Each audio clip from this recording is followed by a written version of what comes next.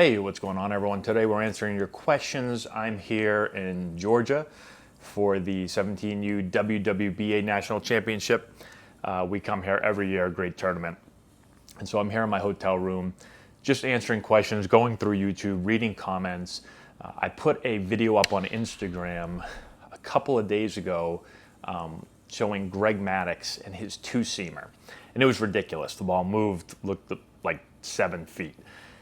And I said, did Greg Maddux have the best two-seamer of all time? Now, I had the opportunity to face Greg Maddux, so we'll talk a little bit about what it looked like to stand in the box and see that two-seam pitch. But the responses that I got, most people said Maddux, yes, had the best one. The other pitcher that was named a lot was Bartolo Colon. I had the chance to face Bartolo Colon a couple times, twice. He struck me out both times on two-seamers. So I thought it'd be a cool opportunity to talk a little bit about facing Bartolo Colon, facing Greg Maddux, what those pitches look like in the batter's box. What's your approach? You know, back then I was a really young player. When I faced Colon, I was 22. When I faced Maddux, I was 23. And so I probably would have a better approach now that I've been around the game for a lot longer. But I'll give you my approach probably back then, what I would do differently now, and just take you through some of the stories of facing both of those guys. And put in the comment section below who you think has the best two-seam fastball of all time. So let's start with Bartolo Colon. So I faced Colon. Well, I faced both of these pitchers later in their career. I'm a decent amount younger than both of them. But the first time that I faced Colon, I will say without a doubt, because I faced Colon before I faced Maddux, that was by far the best two-seam fastball I've ever seen. And by two-seam fastball, for you that maybe don't know exactly what it looks like, a two-seam fastball is going to run into a right-handed hitter. So if I'm hitting here and I'm a righty, the ball is going to be coming into me and also typically sinking. So you get this sinking, running action. And it can be very difficult to hit, especially nowadays, guys are throwing it very hard. Colon threw it hard back then as well. Maddux, not as much. But you know, the more that a ball moves, well, the tougher it is to hit. I think most people realize that. But the hard thing about a two-seam, especially to a righty, is that the ball just continues to come down and into you. And so you go to hit the ball, and it just keeps coming at you. And it's difficult to keep your hands inside the ball and get the sweet part of the bat to the ball. And what I noticed the first time that I faced Colon was that not only, again, was the ball running into me a lot, but it was also going down a lot. And what I kept doing was swinging over it.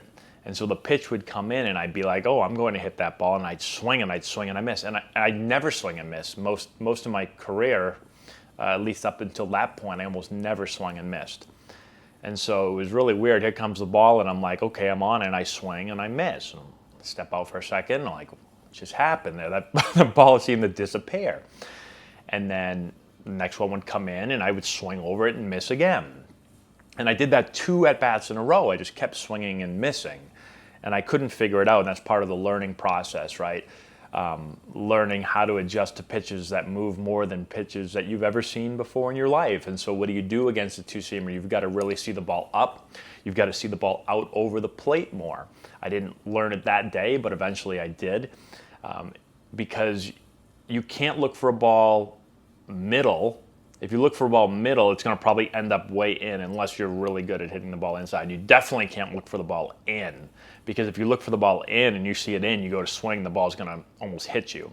So you've got to look for the ball out over the outer, pretty much over the outer half of the plate, and those balls are going to run back to the middle of the plate. Now, Colon has such great command that he tricks you and he fools you, and he can put that ball right on the corner, right? Or if he realizes that you're chasing, then he's going to start it on the corner. He's going to run it really far into you, and he can almost put the ball where he wants every single time. All right, and then he also has the ability to throw kind of like a backdoor two-seamer to a righty where he starts it way off the plate and then he brings it back to the outside corner. Now, he didn't throw that to me very much because he probably said, this young idiot doesn't know what he's doing. He's going to continue to swing over it every single time, and so I'll just keep doing that. So that's what I did against him. Now, the interesting thing about facing Cologne that day is that we actually had a ball that was fouled off into the dugout.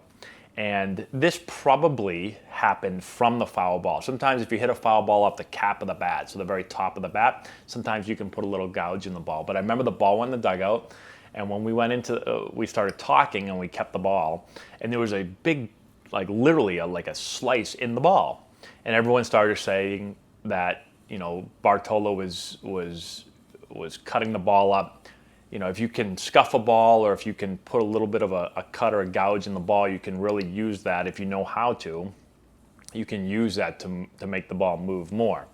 And so it's not uncommon for pitchers to try to mark up baseballs or get balls to be kind of scuffed up a little bit.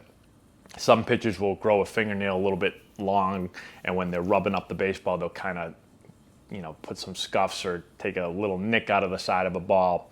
You know, some catchers, I've seen catchers over the years, I haven't seen this in a while, that would use the metal on their shin guards, and they would take a ball. If a pitcher wanted the ball kind of scuffed up, they would catch the ball, and before they throw it back, they would just kind of bring the ball down and just kind of nick it on their shin pad and throw it back. And pitchers were able to use that little scuff or marking to get the ball to move more. I'm not saying he was doing that, but I am saying I thought it was crazy. I saw the ball, there was a huge gouge in it. So I'm assuming it's from the foul ball, but it was interesting. The ball moved like a wiffle ball. That's all I'm going to say. It was the best two-seamer I've ever seen in my life. Okay, now fast forward a year later, I faced Greg Maddux. Now, Greg Maddux, same thing. Ball moved a ton. I faced him at the very end of his career. He was throwing very slow. He was throwing, I think, probably like mid-80s to probably mid to high 80s. It kind of felt like 70 because you get used to seeing 90 plus all the time. I remember it was my first at-bat ever, and it felt super comfortable, which is odd. It's probably a great guy for me to face first at-bat because, you know, he doesn't really have anything to quote-unquote beat you with. He's not going to throw 97 or anything like that. And with him, again, my approach was to kind of see the ball, you know, up. Just get the ball up and over the plate a little bit more. That's your typical, what you're typically going to do. And I'm in the major leagues at this time and get a little bit better scouting report. Obviously, I'd seen Maddux throw 1,000 times before then. But he threw me a little fastball that kind of did exactly that. I kind of saw it away, kind of ran back towards the middle of the plate, and I hit a single up the middle for a hit. Out of those two guys, Cologne's two-seamer was better at that time because Cologne was throwing the ball harder, and Maddux was at the very, very end of his career. When Maddux was younger, the ball was thrown even faster than it was when I saw it, much faster. Ball moved a ton.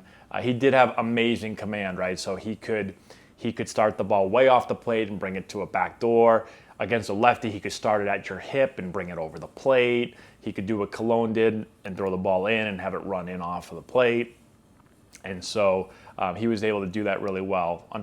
Fortunately for me, I was able to get a pitch that really wasn't commanded super well. It was kind of thrown over the middle. Again, I was hitting 8, I think, that game. He probably said, I don't care, I'll throw this ball down the middle. Let's see if this, you know, bum can hit the ball, and I hit it. And then the next at bat, I believe I grounded out. The ball ran more in, and I kind of rolled over it and grounded out to the left side. So that's what he usually gets guys to do. So those are my two stories. I'm going to give Cologne the nod, at least when I was facing him. But all time, Greg Maddux, I think, probably had combination, movement, and command, probably the best of all time when it comes to two-seamers. But today's game, guys are ridiculous. Guys are throwing like 100 miles an hour and the ball's moving this much. I haven't faced those guys in the game, so it's a little bit tougher for me to say. But I'm going to go with Maddux because I faced him and got to see it firsthand and watched him as a kid 1,000 times throwing those two-seamers. So that's all I got. Let me know what you think in the comment section below. Subscribe to the channel, hit the notification bell, give it a thumbs up, all that good stuff. We'll talk to you later. If you've got hitters that you're looking to improve before the start of next season, this is essential for you. Matt Antonelli here, former Major League player, first-round pick, and college coach. With this course, we're going to show you exactly, step-by-step, how to generate power, develop bat speed, and enhance swing mechanics. Regardless of your hitter's age, this course is going to deliver advanced hitting techniques that will allow any hitter to get better and make an impact at the plate this spring. We have a full catalog of training content that you can access from anywhere at any time. This course is perfect for players, parents, coaches, instructors, and more. It offers a comprehensive package of drills and techniques that you can directly implement. Our course has helped hitters all over the country at different competition levels, and the feedback that we've received has been outstanding. The work you put in now will drive your success at the plate this spring. Get the essential knowledge that you need to take your game to the next level.